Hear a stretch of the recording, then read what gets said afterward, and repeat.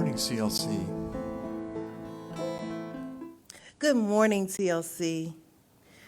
Thank you for being here. Thank you for being a part of this service today.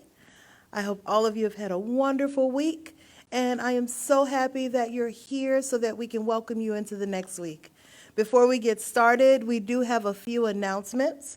One thing I do want to mention, if you are not able to join us for our most recent soul session this past Wednesday with Dr. Tracy Brown, it is up and available on YouTube as well as all the other previous soul sessions.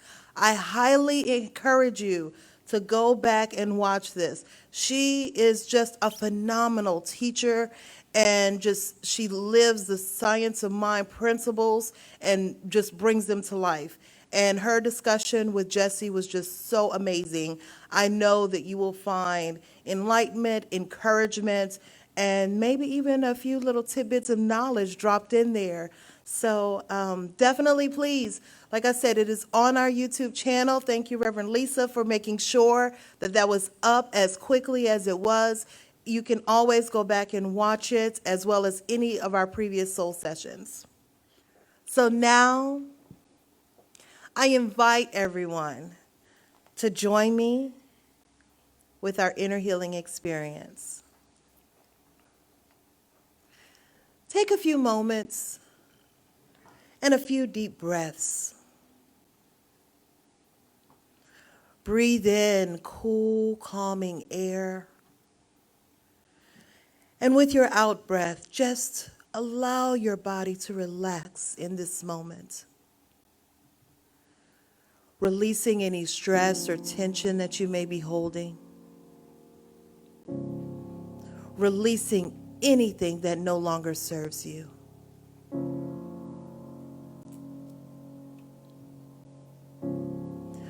Allow your body to be still,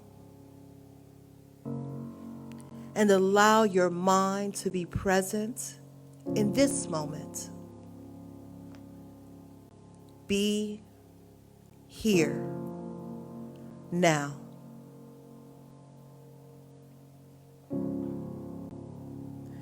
Universal love enfolds me. Universal wisdom inspires me. Universal spirit enlightens me. Universal power encircles me. I am one, and all is well.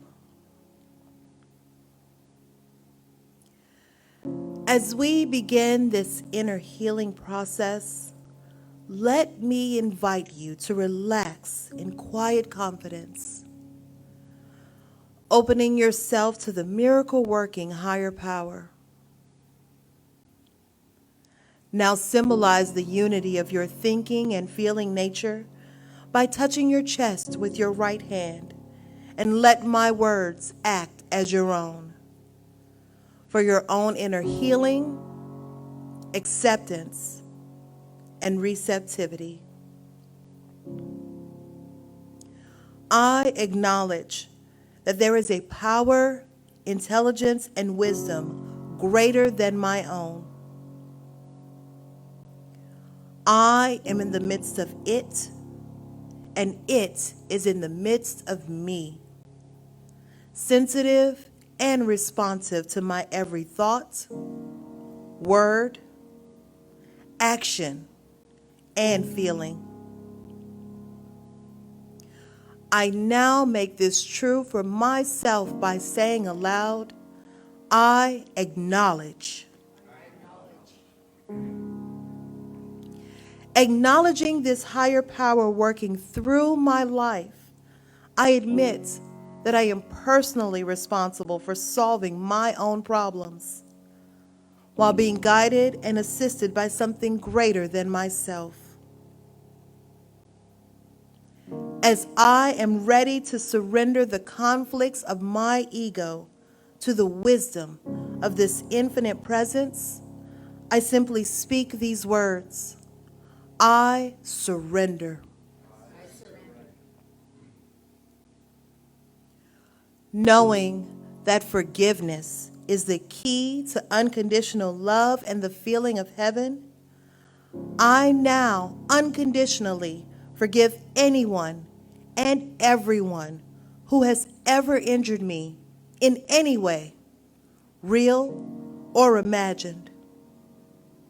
And I now forgive myself for all of my mistaken judgments and their resulting actions. From my deepest level of understanding, I now say, I forgive. Realizing that I continually experience the effects of my own thinking, I now choose to allow this higher power to recreate me deeply, filling my mind with thoughts that are only positive, constructive, loving, and beautiful. I call upon this divine inflow by stating aloud, I choose. I now center upon that one special idea that I am willing to accept as real for me in this coming week. In visualizing this idea as already acted upon and brought to pass, in seeing my idea become a fact of my experience, I enjoy the happiness and peace of my thought fulfilled and gratefully speak these words. I accept. Knowing that I have an everlasting place in the midst of the power that sustains all creation, as well as the support of all those around me, I allow myself to relax in the peace of fulfillment and gratitude and say, I release. Now, in my mind's eye, I envision the presence of someone near and dear to me. This can be a friend, a family member, a teacher or mentor, someone who has touched my life in deep and loving ways. Someone who may not be physically present in the room with me this morning. I turn toward that image in my mind's eye and say, I'm grateful for the good in your life. Grateful for the good in your life. Now I open my eyes, turn to the world around me, and joyfully speak to anyone physically present in the room or virtually on this broadcast, and share in confidence and gratitude and say, I'm grateful for the good in your life. Welcome to week 8 of 9. Man, time flies in the basics of the science of mind. Do not think that in March we veer off from the science of mind. No, in March, a series on a book called The 30-Day Mental Diet by Willis Kinnear. I've never done a series on this book, and it's been around for a long time. He was editor of Science of Mind magazine for years and years.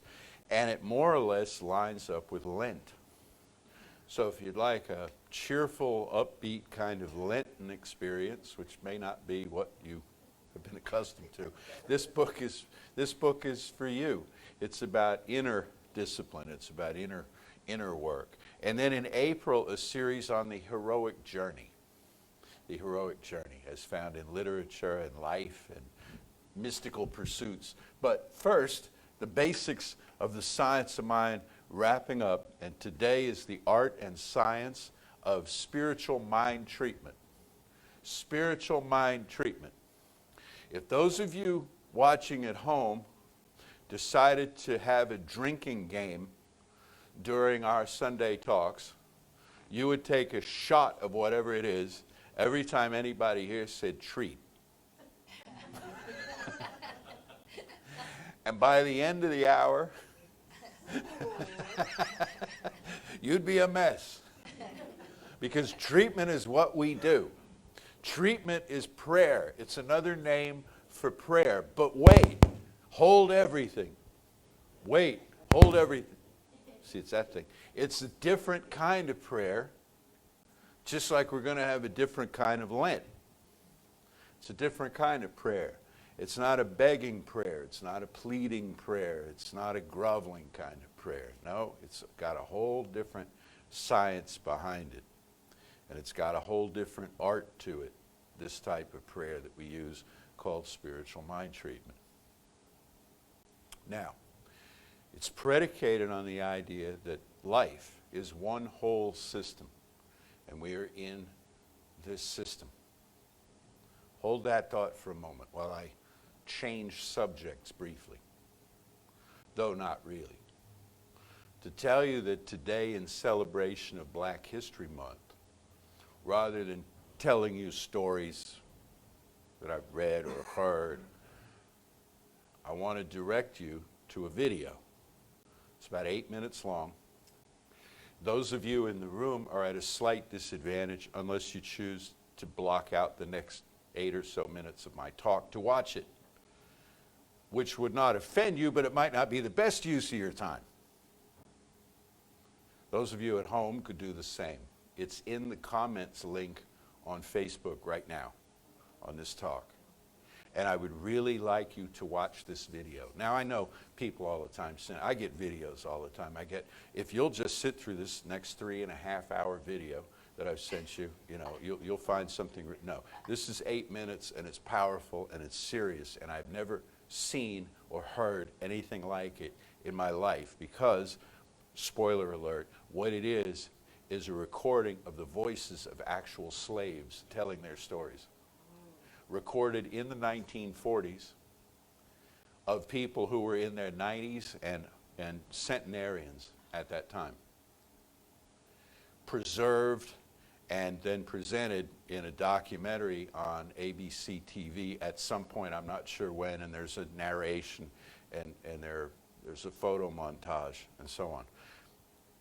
I want you to watch this, and I want you to hear their stories, and I want you especially to notice there's a line in there right at the start that's not in the voice of an actual slave speaking, but it's a quote from a man who was a slave,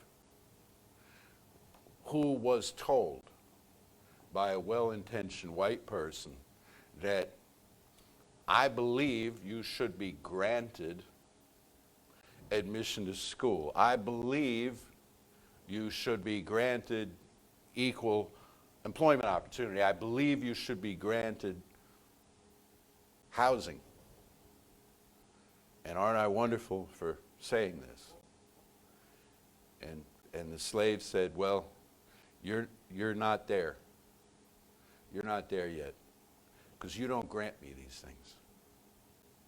God grants me these things. All you can do is take them away.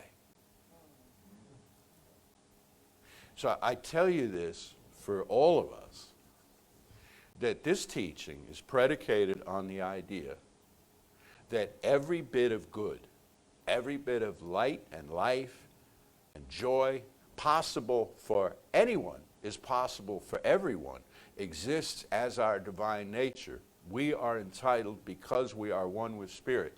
Nothing needs to be earned in terms of our spiritual value. Nothing needs to be earned. There's stuff in this life that you do need to earn. There's a compensation factor, and there's a quid pro quo and all that. But in terms of our spiritual life, our spiritual dimension, we're already there. That's not the problem. That's never been the problem. The problem has been others have told us we're not, and we've told us we're not. And if others tell you often enough that you're not, you start telling yourself that you're not, so as to not be disappointed, so as to not overreach. This is the problem with religion. I wish we had gotten into this, Tracy Brown and I. There are going to be many follow-up conversations to this, both public for you and private. But I wish we had gotten into this about religion, because it's not to go off on organized Western religion, but there is a problem there, because a lot of the divisions and stuff that we've accepted have been supported and facilitated by organized religion in terms of our relationship to each other, also in terms of our relationship back of that to the source of our own being. You don't need anybody to get between you and your God. That's certainly not what I'm doing up here. That's not what any of our ministers or practitioners or the people who have agreed to take on high responsibility in a place like this. This is not what we're about. We're not here to act as stewards of your relationship to Spirit or usher you into its inner offices or any kind of nonsense like that. No. What we're here to do is go into our own spiritual practice and come back and tell you what we found there. And then you do the same. You do the same through our classes and through our dialogues and through the times that we have together. You have a direct, unmediated experience of Spirit waiting for you if you want it. Do you want it? I think you do. You got up today and came here. The people watching at home, okay, they didn't have to get dressed and get in the car and all that, but they went to some effort, to sit up and take notice and be watching this. Why? And not just here, but man, up and down this street. We've got a church next door to us.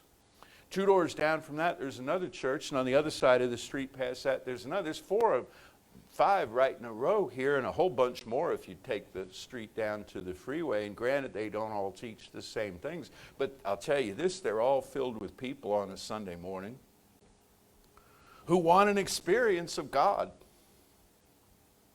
Who want an experience of God. And I don't know what they're telling them in these other churches, but I know what we're telling each other here.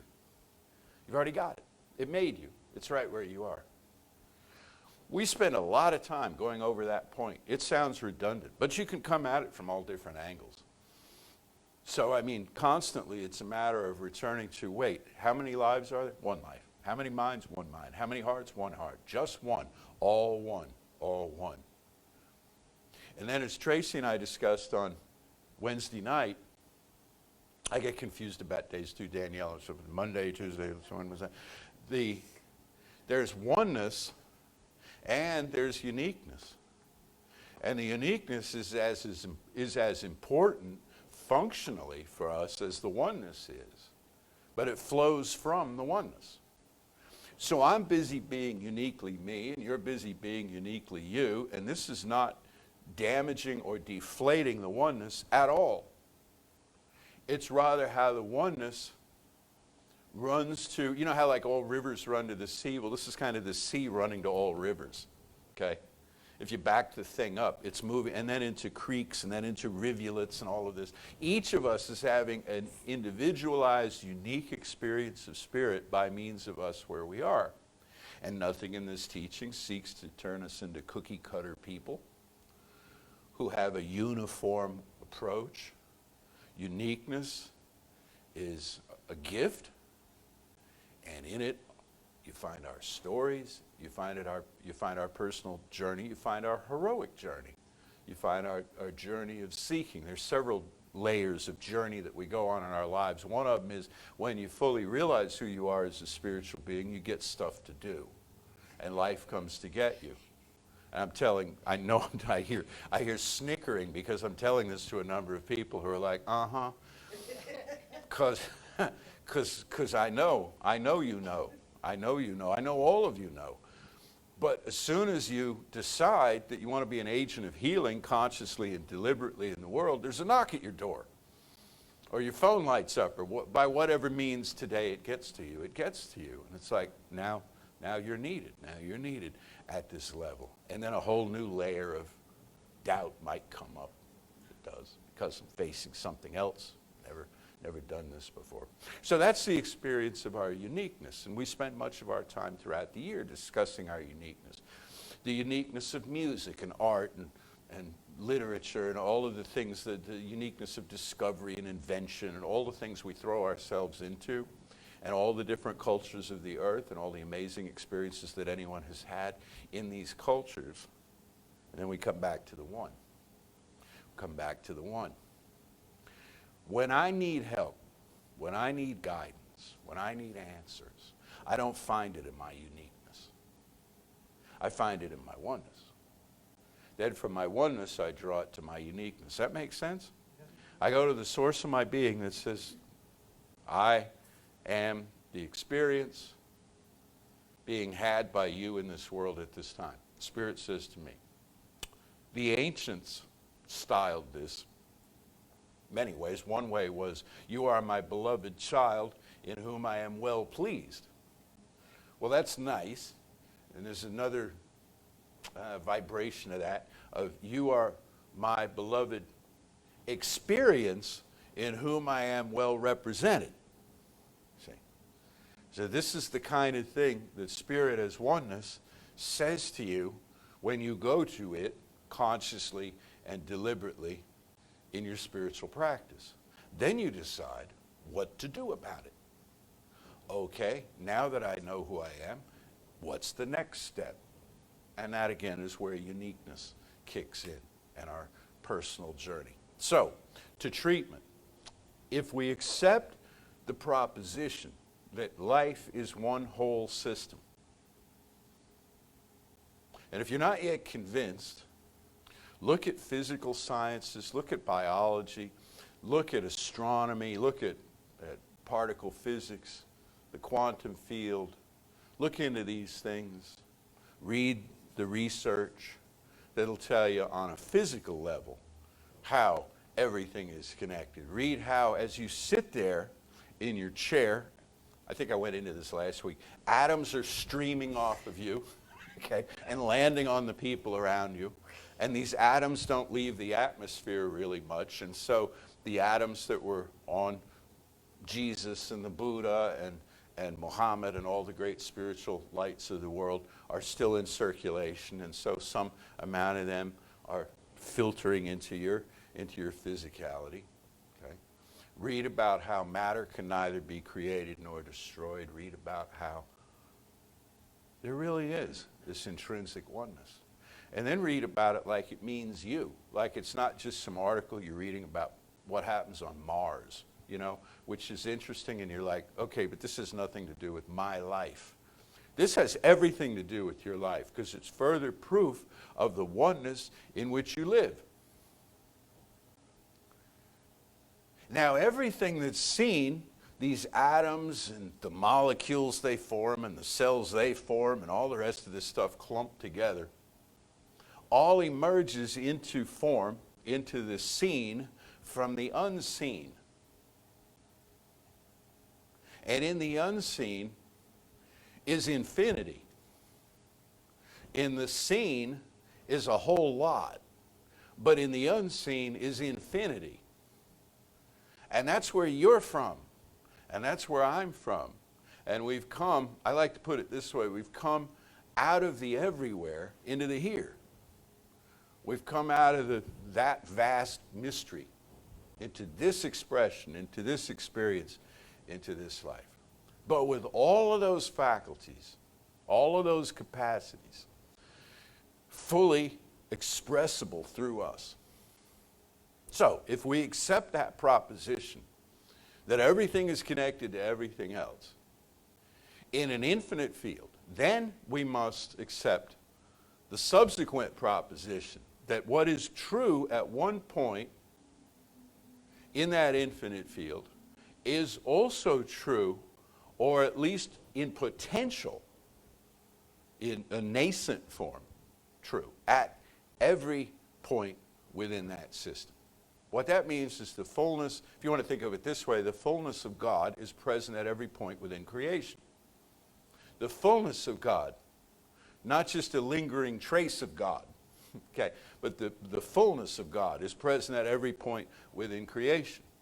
And then furthermore, that one of those points is you, where all of this is fully present.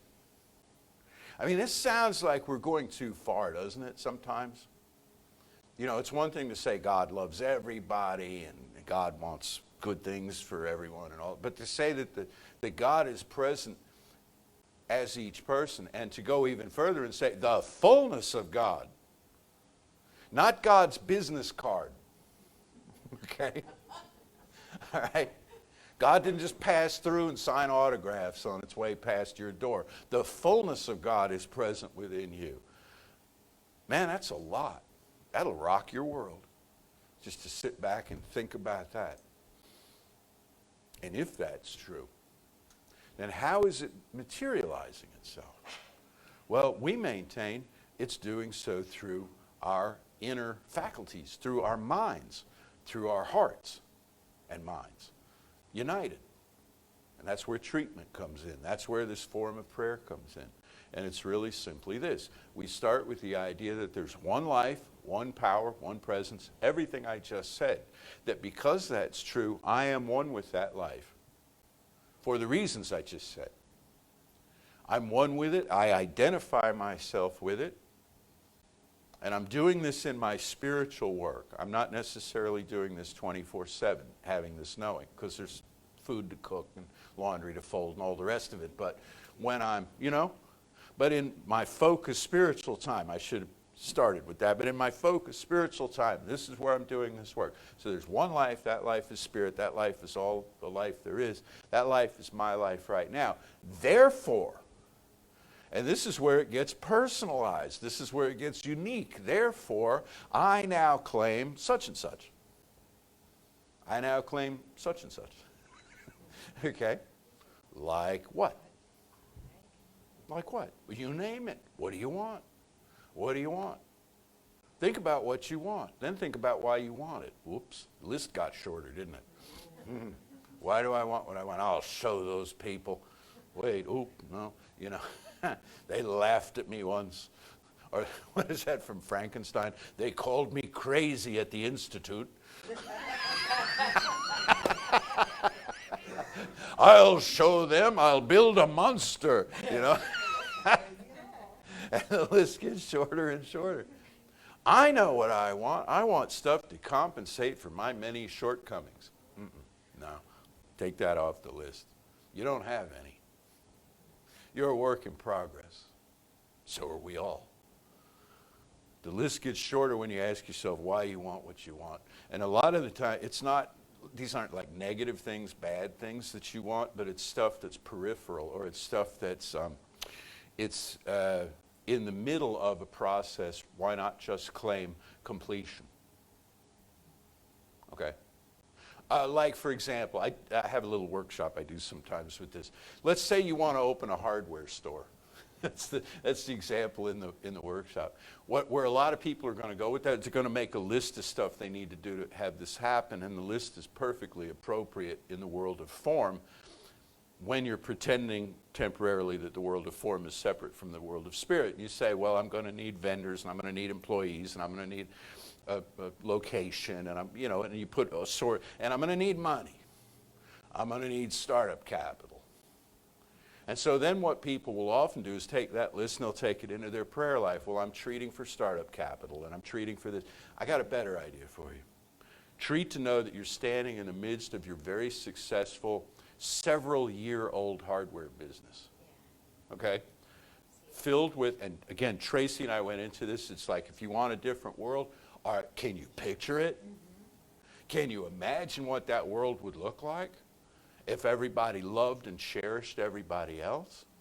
Well, I don't know. I've never really thought about it. Well, maybe if we thought about it. Maybe if we thought about it some more, it would tend to, it does.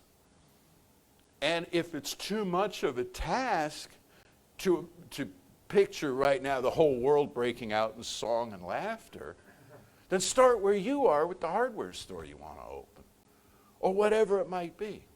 But rather than adding all these intermediate steps into your prayer work, picture the thing open, and then if you need to go get a loan or call so-and-so or do whatever, you'll be guided to do that. As a function of this, question often comes up, don't I have to take action? You may have been sitting with that question for 10 or 15 minutes now, where it's like, oh, okay, all this prayer stuff and this, but don't I have to? Yeah, well, okay, let me tell you this, you've been taking action.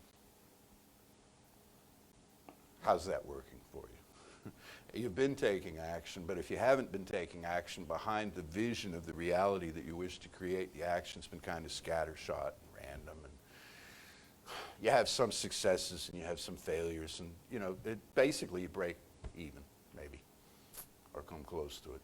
But if you start with the end in mind, start in consciousness with knowing that the good you wish to create in the world is not only conceivable, it's not only possible, it is inevitable when you engage this practice. It will begin immediately to take shape around you. And as Willis Kinnear and Holmes and all these other writers point out, make sure, and I know you would, that it does no harm and intends no harm to any other living being. Now, why would you intend harm? Only from a revenge motive, only from unhealed inner trauma, which will reveal itself as something to be worked with and worked on, and manageably so, when you engage in spiritual practice.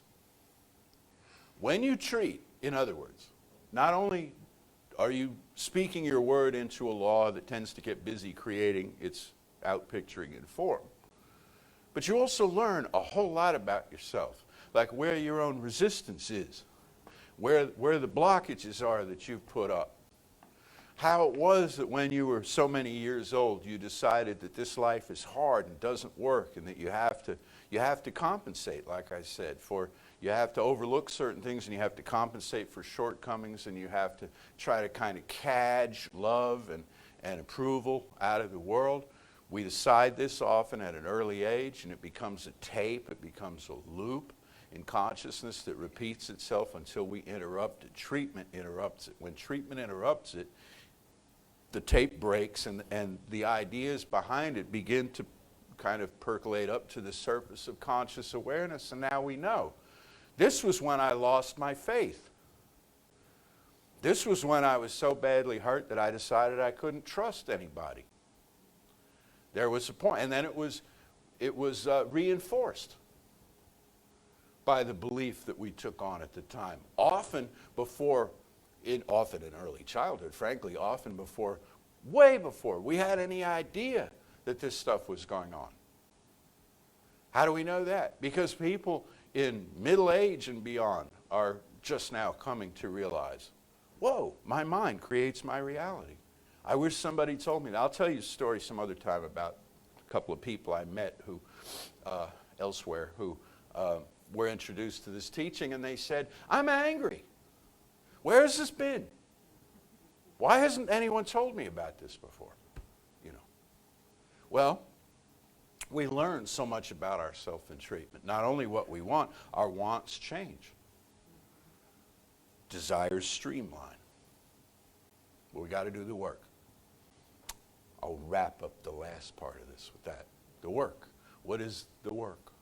Reverend Al Reed, you know Al Reed, was on this stage in January of 2019. We had a reunion of old timers teaching this. Al was 90 at the time.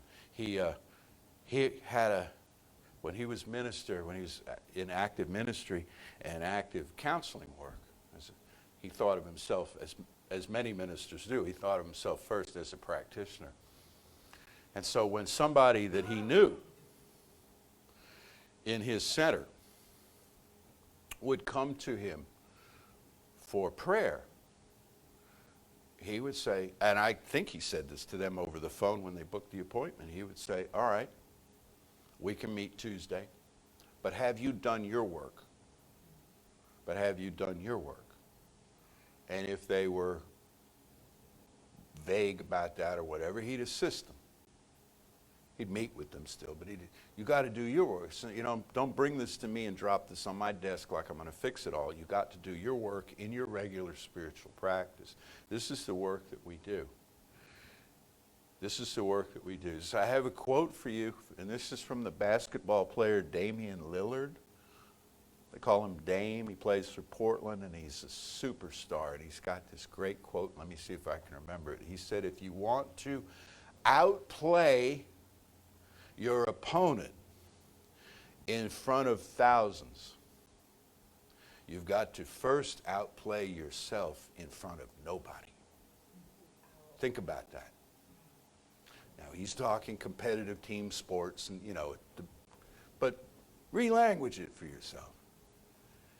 If I want to have this big, thriving success where the world applauds me and thinks I'm just wonderful and pays me lots of money and all of that, then I've got to do my work twice as hard when nobody is in a position to do anything about it, in the quietness. And every athlete knows this, and every artist knows this.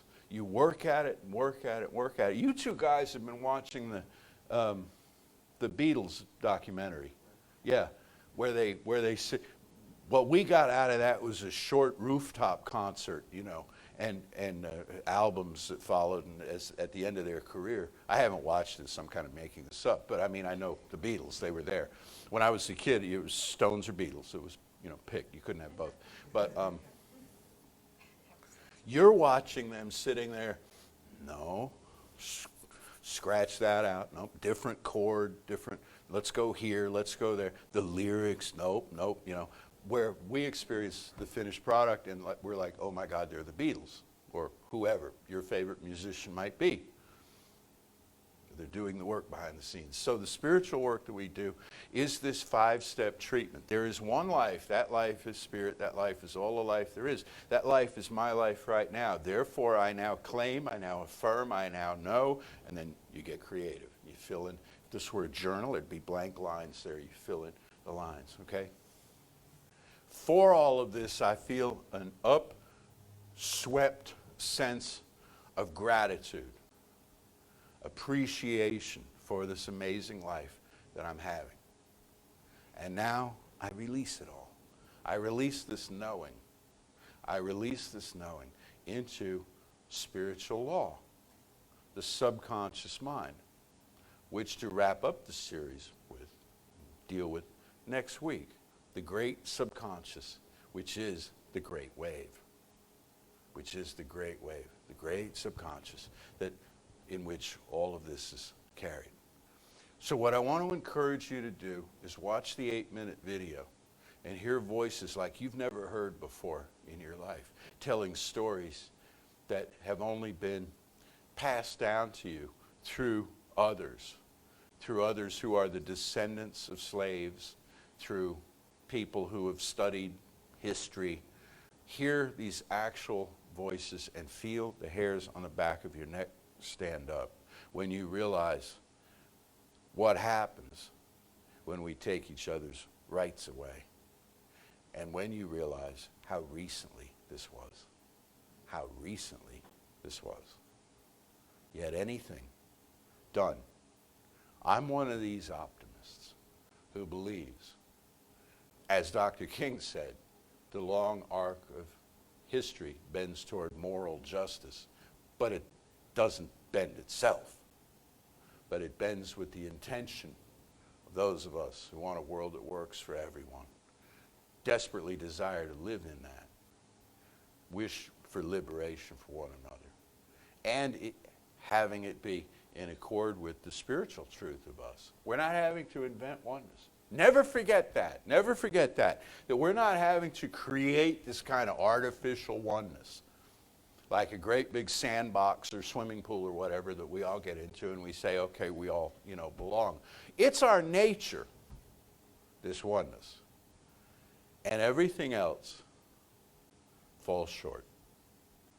Everything else ranges from foolishness to an outright lie. And we're better than that. We're bigger than that. So we'll do our work together. And I'm going to speak my word now.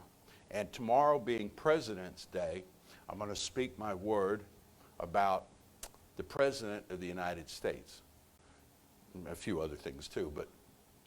And I'll tell you, I've done this for every president in the history of this center, which goes back to the Reagan administration.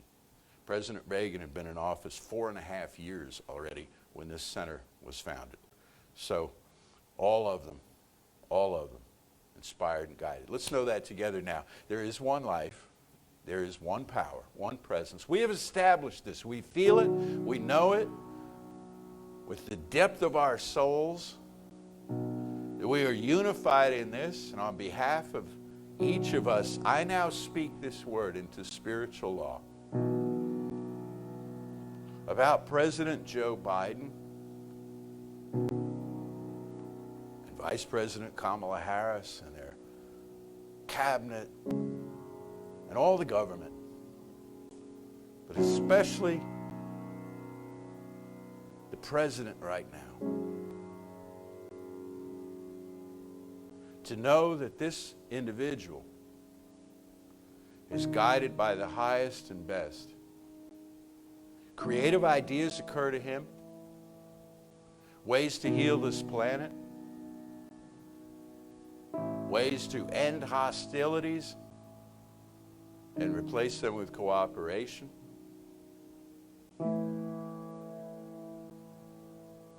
Ways to articulate a oneness that he does not create. And it goes far beyond the shaking of hands across a Senate aisle to establish this oneness, for it is the nature of our being. So I call for a revelation of the truth of humankind as present in the United States of America. And this revelation, as it occurs, is so obvious to all that it cannot be disputed. As I affirm and know this for the President and for the presidency, I know it for each of us because we are the president of our own lives. No one else is the boss of us. Oh, we make agreements here and there to be employed and so on, but we are in charge of who and how we will be. And I affirm and know that we are similarly guided by divine intention, divine purposefulness occurring through each of us. And we're willing to get out of our own way in following it, willing to heal what needs to be healed in us. Any resistance, any holding back, any waiting for. I know this, I claim it, and I look forward to its unfoldment in each of our lives as we join together in joyous conversation about the great good that we have manifested, the great self-awareness that we've entered into. For this knowing and its manifestation in form, everywhere I turn, I am so deeply grateful. I release this word now into the infinite, calling it done, and so it is.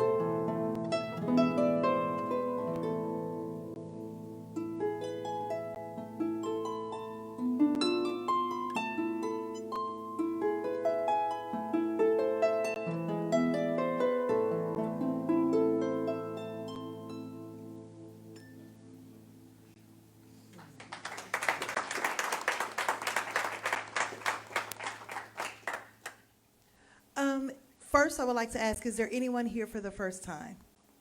Please raise your hand. Oh, hi, thank you. Welcome for being here. Thank you. We have a gift for you. And welcome everyone back. We love to see you as well. Thank you for being here. If you are here for the first time on chat, please also let us know. You can put it in chat, or you can always send us a private message through Instant Messenger on Facebook, or email us at info@creativelife.org and tell us hi. We love to have everyone here. So thank you for being here. And now, before we come to giving time, and as our ushers make their way to the backs and everyone get their gifts together, I just want to remind you that the bookstore is open after service today. So please feel free to go over there if you would like. Is the, I'm sorry, what? Oh, nothing. I wanted to ask him. Can I ask him first? Is The Power of Decision, Raymond Charles Barker, is that in the bookstore? Yes, it is. It is. Okay. So we do have some of the books that are for the upcoming book study, the Raymond Charles Barker, The Power of Decision, the one that Shirley and Marissa will be teaching. That's available in the bookstore as well. So you can always go over there and get your copy early and start sooner rather than later. And with that, now we do come to giving time. First, I want to thank each and every one of you for your gifts, the gifts of your love and your presence, of your energy, the gifts of your financial support to this center, the gifts of just being here and being a part of this. Thank you so very much. We're so grateful for each and every one of you. And now I invite you to say with me, divine love through me blesses and multiplies all the good I am and have, all the good I give and receive. I am prosperous now, and so it is. All right.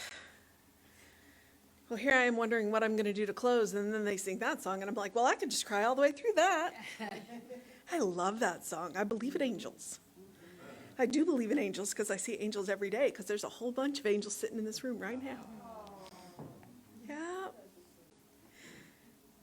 I mean, if we're the fullness of God, why can't we be angels?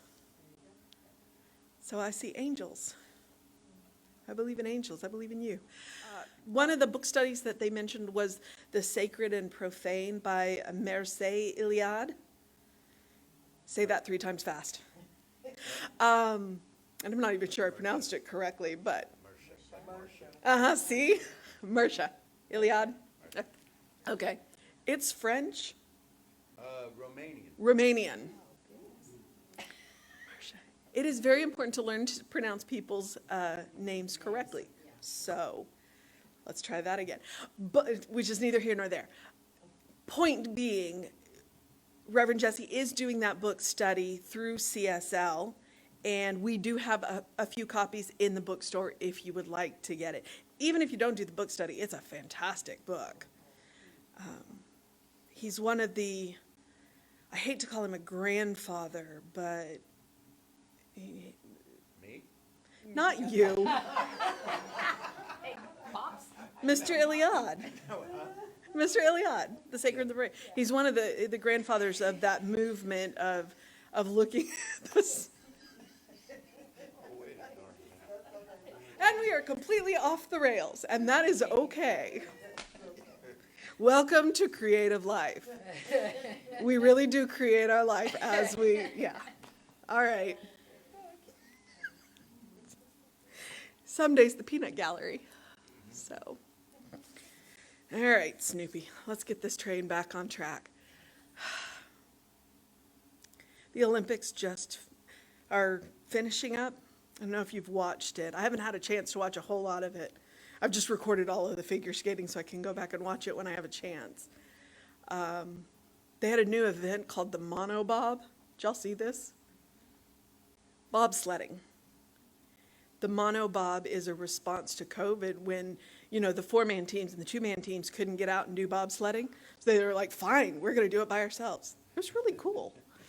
So they had a whole new event thanks to COVID-19. We used to call it sledding.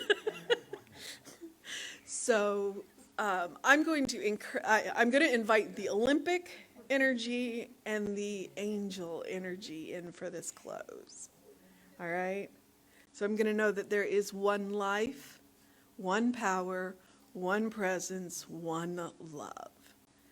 And as I know that there is one, so too do I know that I am a part of this. I am one of those points where the fullness of God can flower. And as I know this about myself, so too do I know it about each and every one of you. So too do I know it about every living being in the seen and the unseen. I believe in angels. I see them every day. When I look in your eyes, I see God looking back at me. And so I know that love.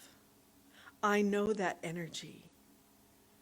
I know that power for each and every one of you. I know that fullness of God in the point that calls itself by your name. And I know that it is growing, it is flowering, it is blooming into the most amazing you that there could be. And as you grow and change and know that you come into this fullness, into this oneness, and realize the possibility. The possibilities are endless. And so as we walk out of this sacred time into what we call the mundane world, we realize that we carry the sacred with us, that we carry the Spirit with us, that we carry the angels with us. Wherever we are, God is. And wherever God is, love is possible. And so I know this, and I'm grateful for this, and I'm grateful for each and every one of you. I am grateful for this place. I am grateful for this teaching. I am grateful for these people, the ministers, the practitioners, the musicians, the tech team, for everything that makes this possible. I am grateful. And I'm just grateful for gratitude because it feels good. And so it is. So it is. Say with me now, something wonderful is happening through me. Something wonderful is happening through me. I feel it in my body. I feel it in my body. I feel it in my mind. I feel it in my I mind. feel it in everything I am. I feel it in everything I am. I choose it. I choose it. I trust it. I trust it. I use it. I use it. And I love it. And I love it. So it is. And so it is.